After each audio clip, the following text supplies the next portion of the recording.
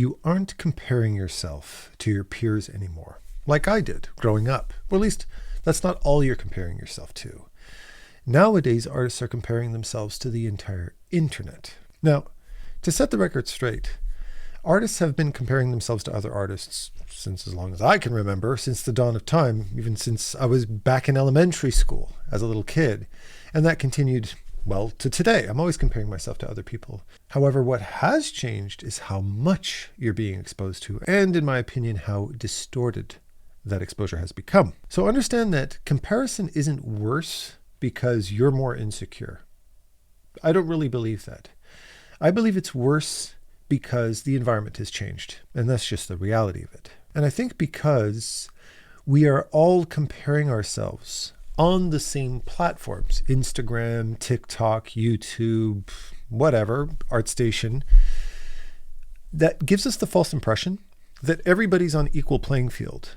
And if your art can't compare to somebody else's art, furthermore, it's not comparing to somebody else's polished piece of work, then that makes you inferior. When the playground that you're in comprises of everything from complete beginners to seasoned professionals, that would be the equivalent of some amateur who's never fought in their life and putting them in the ring with an MMA fighter. That's not a fair comparison, is it? So understand that you're not just comparing your skill to somebody else's skill when you post something online. You're comparing, for instance, your sketch to someone's finished piece. You might be comparing your year 3 drawing to somebody's year 15 drawing, and you might be comparing your experimental phase to somebody's signature style. So in essence, what you're doing is you're comparing very different stages in an artistic life as if they're equal, when they're not equal at all. And you're doing yourself a great disservice in the process of doing that. The other thing, and I know this being a YouTuber and being somebody who posts stuff online all the time, is that algorithms generally tend to reward extremes, not realities. They, for instance, will draw attention to outliers, pieces of work that really, really stand out from the bunch, which is generally something that takes many, many years to accomplish. Another thing that they do very often is compare time-lapsed videos to the real deal. For instance, if you're watching one of my Painter's Hollow videos, and you watch me complete 3 or 4 illustrations in 45 minutes, it didn't take me 45 minutes to do those illustrations. It probably took me several days at least. And the other thing you're not seeing is the other 8 drawings I did as rough sketches, practices, master studies, all of those things that I do every single day to get better. And or works that I'm just not particularly proud of, because there's a lot of stuff that I produce that I don't want to show people because it didn't turn out the way I wanted it to, and it sucked and I wasn't very inspired. And that kind of stuff I don't show. But what you do see is the stuff that looks good, the stuff that I feel proud showing. But it might have taken me many attempts to get to that point. What you rarely see from me will be my abandoned drafts, my mediocre middle paintings, or the ones where I literally forgot what values and shapes and design was, and my drawing completely fell apart. And I have a lot of those. Before social media, when I was going through the brunt of my early education, my early growth, I was comparing myself to a handful of other artists, my peers in school, which at most were 30, 40, 50 artists. And we were all kind of studying the same thing, and we came from the same foundation, essentially, to hundreds and hundreds of thousands of other artists. As such, my growth felt gradual. And if I felt like I was falling behind, or if there were certain principles I wasn't grasping as well as my peers were, I would have teachers, or I'd have my friends in school that would help me get through that. So growth felt logical, it felt reasonable, and it felt like it was nicely paced. It didn't feel overwhelming. Now, you see hundreds and hundreds of artists daily. When I'm scrolling through Instagram and I'm looking through all of these different illustrations, a lot of it has to do with cats because Meta knows that I love cats. I've got a lot of cats in my feed. I'm looking at some of these illustrations going, oh my God, these people are all art gods. And even me being 50 years old and having done this for approaching 30 years now professionally, that can get very discouraging. So I try to limit my exposure to that as much as possible. It's amazing how many students I've spoken to who express serious frustration and sometimes even kind of a darkness inside them. And they express things like, I know I'm never going to amount to anything, and I know that I suck, etc., etc. And I look at their stuff and I say, who are you comparing yourself to? I mean, I can distinguish a beginner from an intermediate or an advanced artist. I've worked with many different artists, but who are you comparing yourself to? Because your stuff is actually really, really good for somebody your age who's put that many years in, but they're comparing themselves to somebody who's been doing it for 20, 30 years.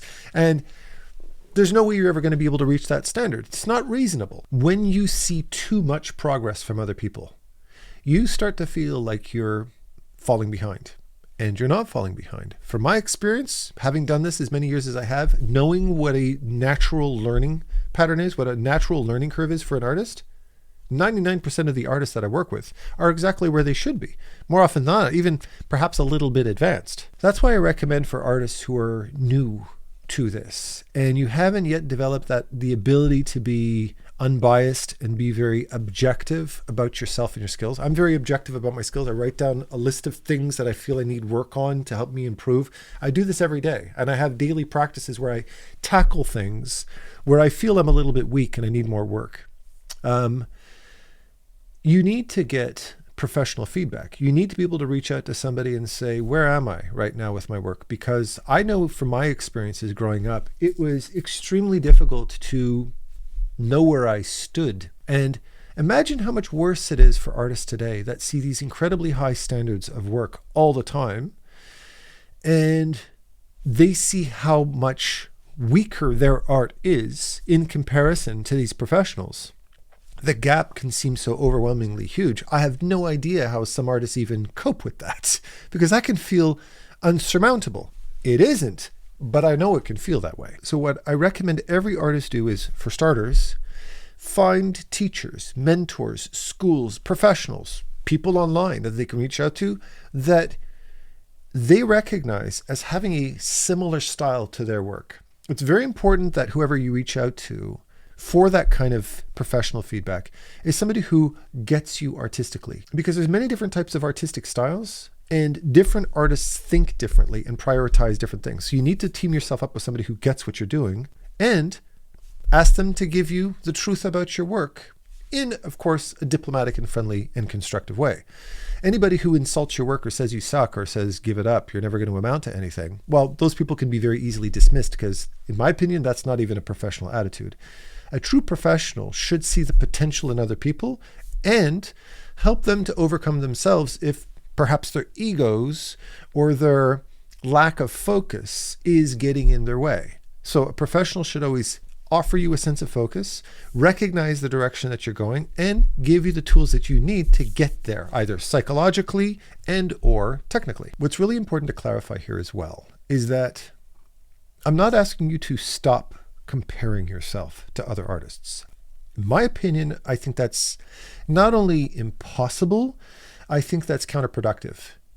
The quality of art that I produce today isn't only a result of my own passion and my own dedication, my own practice and my own pursuits, but it's also a product of the people who inspired me, the artists that I think are fantastic, the artists who can do what I love at a higher level than I can and help me to push my standard higher.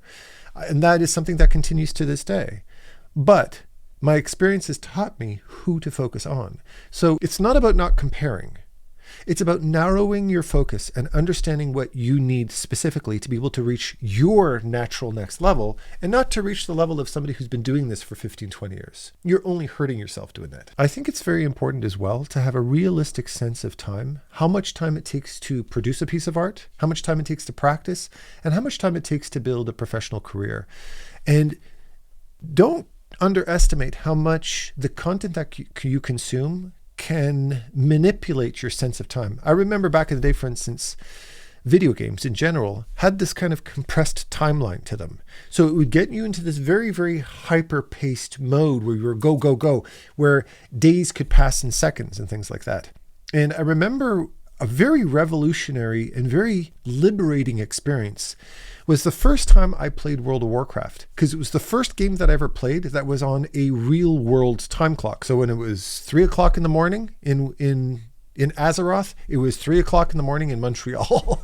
So it was giving me a realistic sense of time. And there was something very relaxing, something very liberating, something very empowering about knowing that I didn't have to rush my ass off to get from point A to point B. It put me into the right headspace to explore, at my own pace. This is also one of the reasons, for instance, why I'm not a huge fan of Night Rain. As much as I love playing with my friends and stuff like that, I love the slow exploration at my own pace aspect of it. I love looking at every bush and branch. I love taking these detours. I love getting lost out in the wilderness, where Night Rain kind of keeps a time clock on you and keeps pushing you to go, go, go. And that actually turned me off of playing the game in the first place. That to me is not what a true Souls experience is. And that is not what a true artistic experience is. I love slow. I love thinking. I love ruminating over better ways of doing things. I love exploring my weaknesses and slowly working them out and helping myself grow and become a better artist. This to me is the joy of it. It's one of the reasons why I love my new tablet, because it allows me to indulge in self-exploration artistically, even when I'm chilling out with my family. Remember that comparison is not a moral flaw. It's your nervous system naturally reacting to system overload, cognitive overload. That's what's happening. So if you think that in order to overcome this, you're going to have to develop a, quote, thicker skin, you're going about it wrong. This isn't about getting tougher. It's about learning how to set more realistic boundaries for yourself. I want to close up with this, and that is to say, you are not a weaker artist than any of your heroes out there, any of these older artists that you can see can do some magnificent things. You're just exposed far more than me or any of my older, more experienced peers were ever exposed to. And when you realize that, you can start protecting your perspective instead of attacking your own confidence. With that said, since you stuck it out to the very, very end, I'm going to share with you our Polish phrase of the week. Do you want to come and sit with us? I've got a cat contemplating whether he wants to come and hang out with us. You coming? Come. Come on. Upsa. Upsa. Hello. Meet Gimli. You going to hang out with us? Do you want your sleeping mat? Here. You want to lie down? Gimli. Or he just wants to walk by? Puchka, come. Don't stand on that. Jesus, that's my keyboard. Yikes. Don't do that. Don't stand on the keyboard. And this week's expression is nie jesteś zupą pomidorową, aby wszyscy cię lubili, which means you are not tomato soup, so not everyone has to like you. Isn't that cute? Nie jesteś zupą pomidorową, aby wszyscy cię lubili. If I pronounced that right. Let me know if I mispronounced anything below, because there's a lot of Polish listeners. With that said, if you enjoyed this video, I will not hold it against you if you decide to hit the like and subscribe button. I'm not telling you what to do with your life, but you could do worse. Am I right? You could do worse. And of course, I love you all with all my heart, and happy painting. Take care.